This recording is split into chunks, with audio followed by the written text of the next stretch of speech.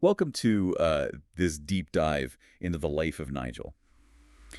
Um, we have his personal memoir notes, and they're really raw and insightful. So insightful. His story is a blend of this like idyllic Tasmanian farm life and a strict religious upbringing, and then unexpected twists of fortune, Mm. and this like relentless drive for freedom that weaves through it all. It's almost like a tapestry, isn't it? These contrasting threads all woven together to create this really complex and compelling picture of his life. Yeah, exactly. And what's really interesting to me is this contrast between his rural childhood and the later, more turbulent chapters of his life.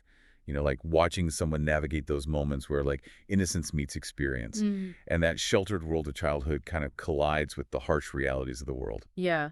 And I think that collision is often where we see a person's true character emerge. So, how someone responds to those challenges and those moments of adversity really reveals who they are at their core. Yeah, absolutely. So let's start at the beginning with his childhood on that Tasmanian farm. And he describes it in such vivid detail, like the smells of leather and horsehair, the coldness of dawn, and the feeling of freshly tilled soil underfoot. I mean, you can almost feel yourself transported to that world. It's almost like stepping back in time, isn't it? To a world where life was so deeply connected to the land and where, self-sufficiency wasn't just some trendy concept, but an actual way of life. Yeah. And they really did live off the land. I mean, growing their own food, raising livestock. They even had water piped directly from a freshwater creek into their home.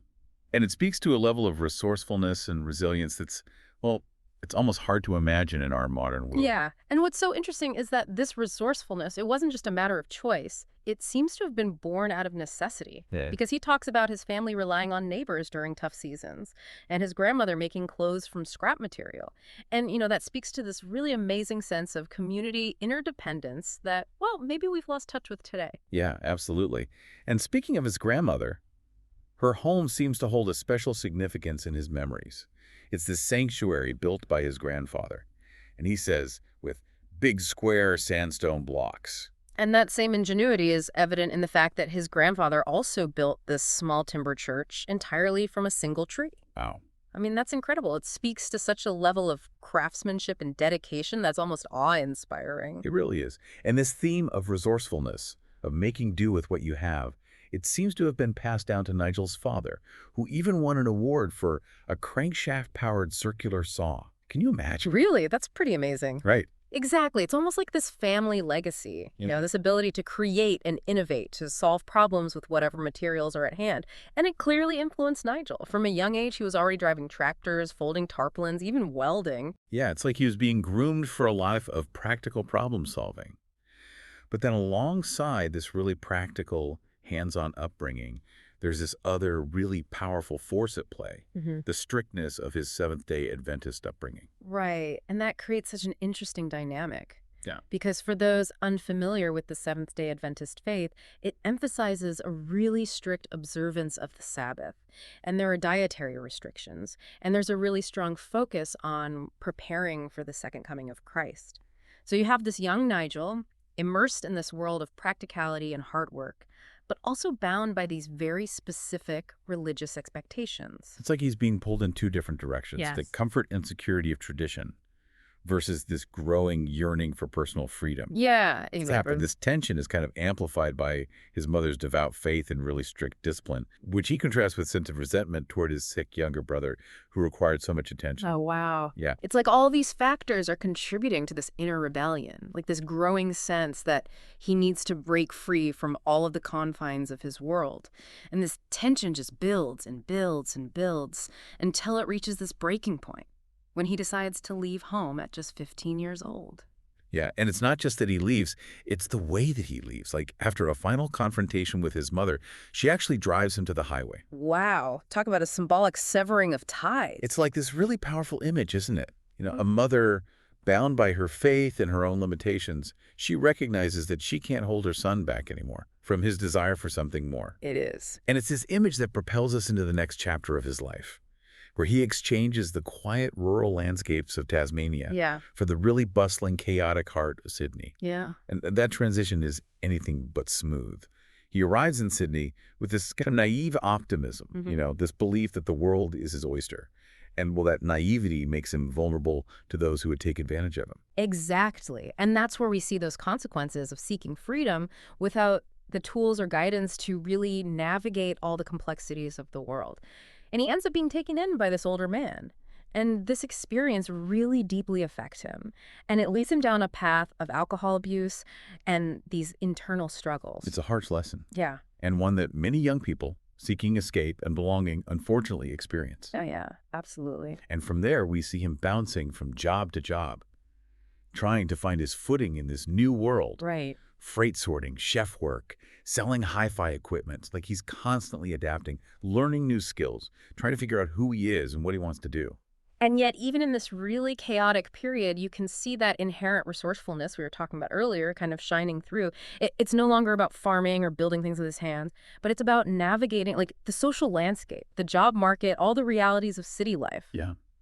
And he's clearly a very observant person. He talks about seeing a small hi-fi shop owner become a multimillionaire. Right. And it plants these seeds of ambition within him. It's like he's studying the world around him, trying to decipher this code of success. I see. And that fascination with financial success, I think, is very understandable, especially given his background, where, resources were often very scarce. It's a common trap, though, isn't it? This allure of money and material wealth sometimes blinding us to other, maybe more important values. Yeah, absolutely. And that's a theme that will continue to play out as his story unfolds. Because eventually that ambition leads him to the very competitive world of car radios, where he experiences both, the thrill of success Right. and the crushing blow of failure. It's such a classic example of those highs and lows of entrepreneurship, the, exhilaration of building something from nothing, followed by that potential for really devastating setbacks.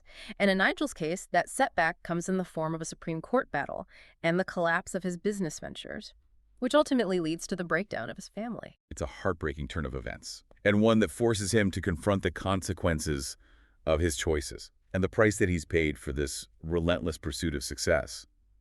But even in this moment of failure, we see glimpses of that core resilience that we've been talking about. He chooses to personally address his creditors, taking responsibility despite his recklessness. It's a sign that even though he's made mistakes, even though he's been knocked down, he's not willing to give up. He's still fighting. He's still searching for a way to rebuild his life. Yeah, and that's what makes his story so compelling. It's not just this linear journey from point A to point B. It's this series of twists and turns and triumphs and setbacks, of moments that force him to confront his own limitations and ultimately to grow. Yeah. And that growth is often messy, isn't it? It's about stumbling and falling, getting back up, and learning from all of those experiences, recognizing that sometimes the greatest lessons come from our failures, not our successes. And Nigel's story is such a testament to that very human process of learning and evolving and finding our way in a world that rarely goes according to plan. And this is where Nigel's story takes a turn, almost like ripped from a movie script. He ends up leaving Australia altogether. Really? Yeah, first for London and then California. And it all happens because of this new relationship with a woman whose family is very well off. So it's like he's stepping into a whole new world, Right. one of privilege and opportunity. Yeah. Such a stark contrast to the struggles he faced in Sydney. Yeah, absolutely. But even in this new environment, surrounded by wealth and comfort, that entrepreneurial spirit we've been talking about just can't be contained. I know, right? He doesn't just sit back and, enjoy the ride. He sees a gap in the market, a chance to create something totally unique. Yeah. Of course he goes for it. So what does he do? He launches a gourmet hot dog business, of all things. Gourmet hot dogs. Yeah, that's great. And not just any hot dog business. He comes up with this whole elaborate theme based on, get this, dog breeds. Okay, I'm listening. So like the Great Dane with mustard, cheese, and steak sauce. Oh, wow. The Poodle with French mustard and mayonnaise. Okay. And even a Labrador with this sweet mango relish. It's amazing. It's brilliant. He takes a simple, familiar food and elevates it, gives it this quirky and memorable twist. I love it. And that creativity and that ability to think outside the box is something we've seen throughout his whole journey, right? Yeah, he's always been a master of reinvention, hasn't he? Whether it's like repurposing furniture from a strip club for his coffee shop, Right. or turning a childhood fascination with welding into a successful business venture. I mean, Yeah. he has this knack for finding these unexpected solutions and turning them into something profitable. He does, and that's a valuable skill in any context, really. It is. That ability to adapt. to see possibilities where others just see obstacles. Exactly. And in this case, it leads to a period of genuine success. It does. So tell me about it. He's got, like, hot dog eating contests, and newspaper articles are singing his praises. I mean, the whole shebang. That's fantastic. But, as we've seen before, success often comes with its own set of challenges, like the long hours and the constant hustle, the pressure to, maintain that upward trajectory. It's true. It all takes a toll. Yeah. And in this case, it strains his relationship, which eventually falls apart. It's a recurring theme in his life, isn't it? This struggle to balance personal ambition with the, demands of meaningful relationships. It's almost as if he throws himself so fully into his ventures that there's just no room left for anything else. Yeah, and after the breakup, he makes the decision to return to Sydney, driven by this desire to be closer to his children from his previous marriage. So it's like he's coming full circle, returning to the city where he experienced so much, but now with a different perspective, maybe a newfound appreciation for the importance of family. And it's not just about being geographically closer. It's about actively choosing to prioritize his role as a father. Yeah. He brings that hot dog business with him, determined to make it work, while also being present in his children's lives. So how does he do it? I mean, how does he make it work? Well, he does it in classic Nigel fashion. How bad? He finds this, dingy old pub room, Okay. throws a power cable out the window to power his hot dog cart, Whoa, and just starts selling. Oh, that's great. No fancy storefront, no elaborate marketing campaign, just pure hustle and a really, really good product. So does it work? Of course it works. People are lining up for his hot dogs until 4 for Sarah in the morning. Well, that's awesome. Mm-hmm. You really have to admire his tenacity. He doesn't let setbacks define him. He picks himself up, dusts himself off, and he just finds a way to make things work, even if it means starting from scratch. Yeah, exactly. And that's a lesson I think we can all take away from his story. I agree. Life is full of unexpected twists and turns. It really is. And there will be times when we're knocked down, when our plans fall apart, when we just feel like giving up. But it's in those moments that our true character is really revealed. Do we just wallow in self-pity, or do we find a way to adapt and innovate and keep moving forward? Right. And Nigel's story is a testament to the power of resilience. It is. That belief in oneself, Yeah. even when the world seems to be conspiring against you. But it's also this story about the importance of balance, right? Yeah. He's starting to realize that success isn't just about financial gain. It's about finding fulfillment in multiple areas of life. He's learning that neglecting relationships, personal well-being, even spiritual grounding, it can lead to this sense of emptiness, even when you're surrounded by all this material success. Exactly. And that realization leads him to make another bold decision, one that'll take him even further outside of his comfort zone. He decides he needs a custom-built hot dog cart, one that can go anywhere, one that can be, the foundation for a truly mobile empire. Okay. And where does he go to get it built? I don't know. Where? Shanghai. Shanghai. Yes. Wow, his life is one big adventure, isn't it? He goes from selling hot dogs out of a dingy pub room to navigating the complexities of, Chinese manufacturing. It's almost hard to keep up. I know, right? But that's Nigel in a nutshell. Always pushing boundaries, always seeking new challenges. It's incredible. And this trip to China, it's a testament to his fearlessness. It is. His willingness to dive headfirst into the unknown. He doesn't even speak the language. Yeah. He doesn't. He's unfamiliar with the culture. But, he's armed with determination and that trusty Google Translate app. And it's not just a quick trip to place an order, is it? No, it isn't. He ends up finding himself, managing the entire factory. Wow. He's drawn into this whirlwind of entrepreneurship on a global scale. Yeah. And his world is expanding exponentially with each new experience. It's amazing. It's fascinating to see how he navigates these uncharted waters. Yeah, man. He relies on his intuition and his ability to connect with people on a human level, even when there are language barriers. He's learning on the fly, adapting to new situations, and proving that resourcefulness isn't just about, practical skills, but about a mindset, a willingness to embrace the unknown and figure things out as you go. Yeah, that's right. And it's not just about building hot dog carts anymore, is it? No, it isn't. He ends up setting up a company in Hong Kong. Wow. Creates a Chinese URL address, and he starts trading internationally. It's he's building this multinational business empire. Wow. That's amazing. All stemming from this passion for hot dogs. It's a remarkable achievement, especially considering where he started. I know, right? I mean, from that small Tasmanian farm Mm-hmm. to managing a factory in China and running a business across multiple countries.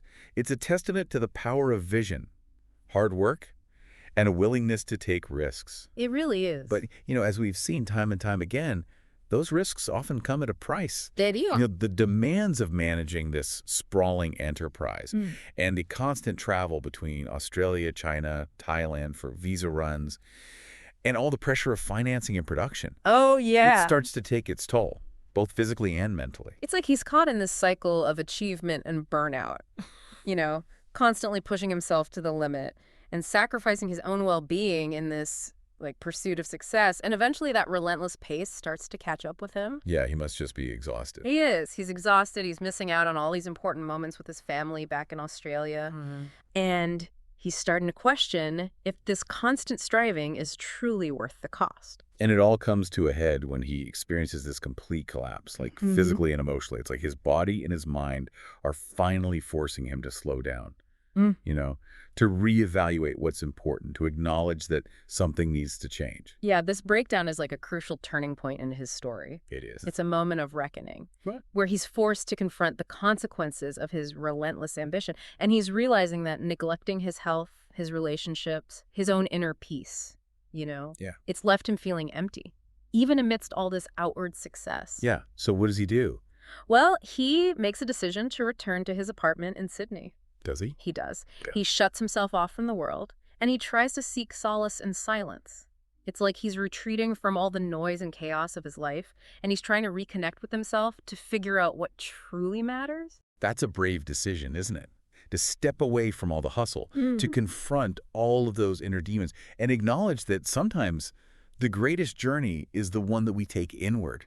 It is. And it's in this period of introspection that he starts to lay the groundwork for a new chapter. One that will be defined not just by his external achievements, Right. but by a much deeper sense of purpose and an alignment with his values. He comes out of this period of introspection with this renewed sense of purpose, realizing that his journey isn't over, it's just evolving, like the silence and the stillness. It allowed him to hear this different kind of call, one that wasn't about conquering the world, but, about finding the sustainable rhythm for himself within it. Yeah.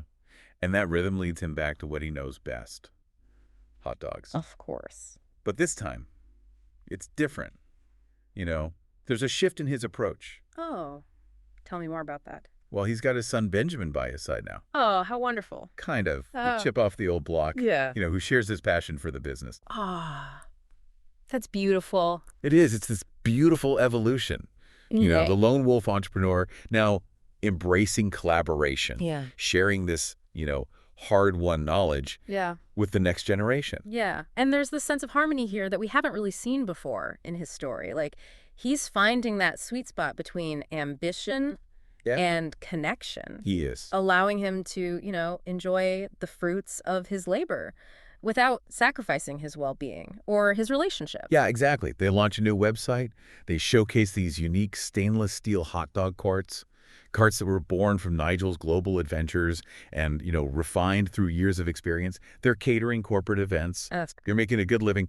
And most importantly, they're doing it together. I love that. But as we know, life rarely follows a straight path. Right. Just as things are going smoothly, the world throws them another curveball, COVID-19. Oh, no. The pandemic hits, Yeah. and all the corporate events, the lifeblood of their business, they dry up overnight.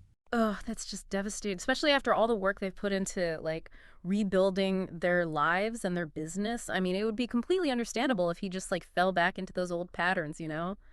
Despair, Yeah. self-blame. Yeah, but instead of giving into those impulses, he does what he's always done. Yeah.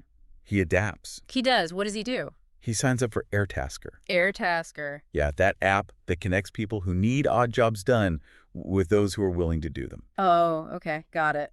And, this is where we really see his resilience in full force. Hmm. He doesn't see this as a step back. He doesn't. He sees it as an Oh, opportunity that's great. to leverage his diverse skills. I see. He's not just a hot dog entrepreneur anymore. He's a problem solver, Yeah. a jack of all trades, ready to tackle any challenge. It's awesome. And it's not just about making ends meet. It's about proving to himself and his son that they can weather any storm. Right.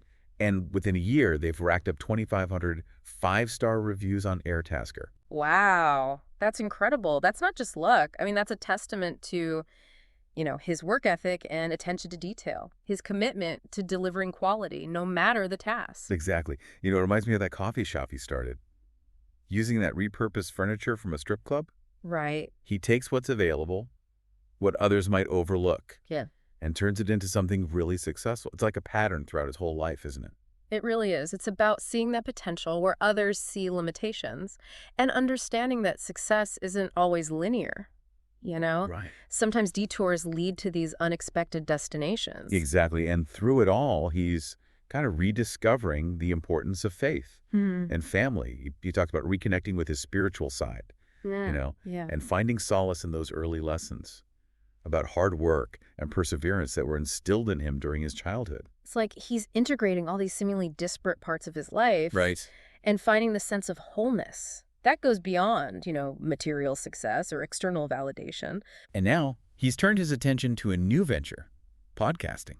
Oh, wow. Really? Yeah. He's built this studio called Studio 64 Podcast, and he's even developing his own media and AI toolbox. That's so cool. He's aiming to share his story and his insights, maybe even help others escape the quote-unquote drudgery of everyday life. He's come full circle, hasn't he? He has. From a young boy sharing stories with his grandmother on that Tasmanian farm to this seasoned entrepreneur sharing his experiences with the world. So what can we take away from Nigel's journey? It's this reminder that life is a tapestry of experiences woven together through resilience and adaptation and this relentless pursuit of meaning. It's about embracing the detours, finding value in the unexpected, and recognizing that true success isn't a destination, but this constant evolution. It really is. And Nigel's story is an invitation to reflect on our own journeys, to acknowledge our own resilience, and embrace this, messy, unpredictable beauty of life. Yeah, it is. It's a reminder that we all have a story to tell. Right. A unique set of experiences that has shaped who we are. And that by sharing those stories and connecting with others, we can find inspiration and guidance and a deeper understanding of ourselves and the world around us. That's a beautiful thought. Well, if you're interested in learning more about Nigel's journey, be sure to check out his podcasts, Studio 64 and Nigel's Notes. You'll hear his story in his own words, and you might even find some nuggets of wisdom to apply to your own life. Thanks for joining us on this deep dive into the extraordinary life of Nigel.